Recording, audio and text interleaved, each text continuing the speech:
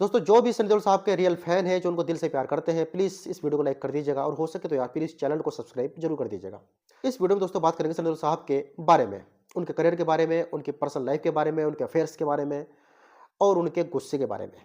दोस्तों सनी देओल साहब का जन्म धर्मेंद्र जी के यहाँ हुआ था 1957 में। 19 दोस्तों सनी देओल साहब ने अपना फिल्मी करियर स्टार्ट किया था बेताब फिल्म से। बेताब फिल्म के डायरेक्टर थे राहुल रवेल और इस फिल्म के प्रोड्यूसर थे धर्मेंद्र साहब।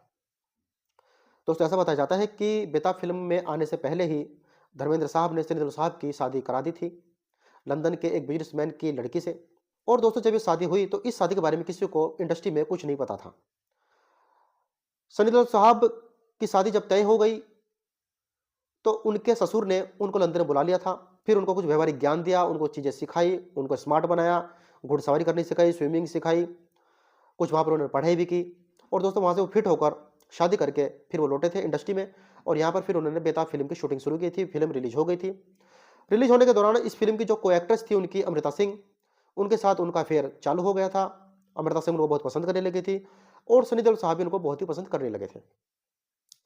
इस मूवी की रिलीज होने के बाद जब अमृता सिंह को पता चलता है कि सनी देओल साहब तो पहले से ही मैरिड हैं, तो दोस्तों उनका दिल बहुत टूट गया था और उन्होंने फिर सनी देओल साहब से ब्रेकअप कर लिया था। लेकिन अमृता सिंह सनी देओल साहब से बहुत ही सच्चे दिल से प्यार करती थी और सनी देओल साहब ने ये अपनी शादी की बात इसलिए छुपा कर रखी थी क्योंकि अगर इंडस्ट्री के लोगों को पता चल जाता कि सनी देओल साहब पहले से मैरिड है तो फिर उनको रोमांटिक पिक्चर मिलना बंद हो जाती। इसलिए उन्होंने अपनी शादी को छुपा कर रखा था और ऐसा करने के लिए उनको कहा था धर्मेंद्र जी ने कि धर्मेंद्र जी पहले से ही बॉलीवुड के सुपरस्टार थे, एक्सपीरियंस्ड मैन थे, उनको पता था कि बॉलीवुड में कैसे काम होता है, हमें किस टाइम पे क्या काम करना है, तो बहुत भली बात ही जानते थे। जब अमृता सिंह से उनका ब्रेकअप हो गया तो उनकी ज़िंदगी में फिर आई डिंपल कपाड़िया, जो स्वर्गीय राजेश खन्ना जी की पत्नी थी। डिंपल कपाड़िया दोस्तों दरअसल उस वक्त राजेश खन्ना से अलग रह रही थी। हालांकि उन्होंने ऑफिशियली डिवोर्स नहीं लिया था, लेकिन वो अलग अलग रह रहे थे।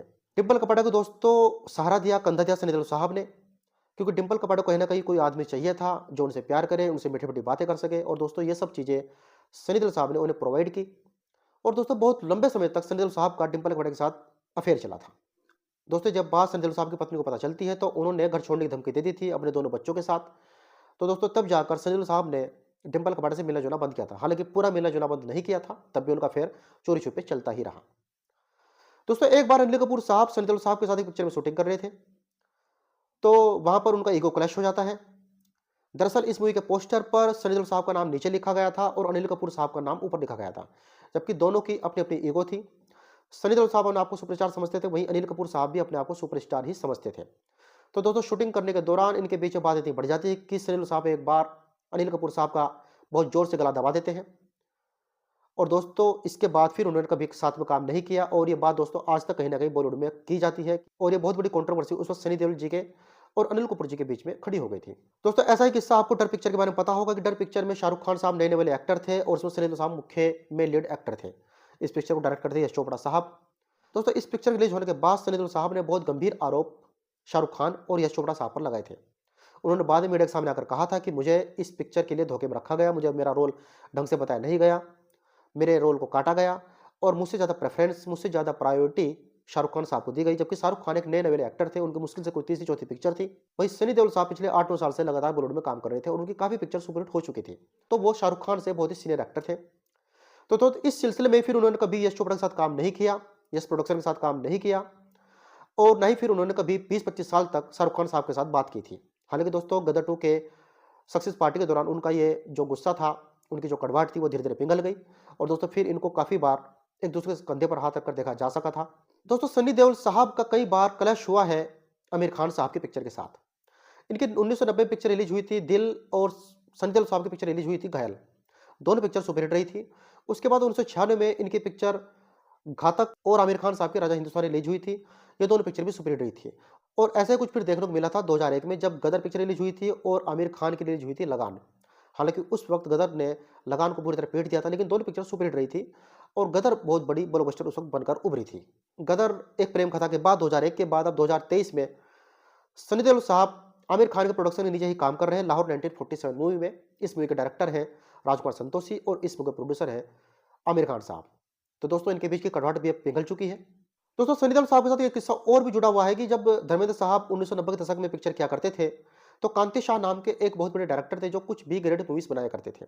तो उन्होंने एक बार अपनी पिक्चर में धर्मेंद्र साहब को ले लिया था और धर्मेंद्र साहब को उन्होंने कुछ भी नहीं बताया था कि अगला सीन क्या होने वाला है, तो उन्होंने कुछ गलती से, धोखे से धर्मेंद्र जी के कुछ न्यूड फोटो शूट करा लिए थे और कुछ ऑब्स्cenity वाले सीन उन्होंने उनके शूट करा लिए थे।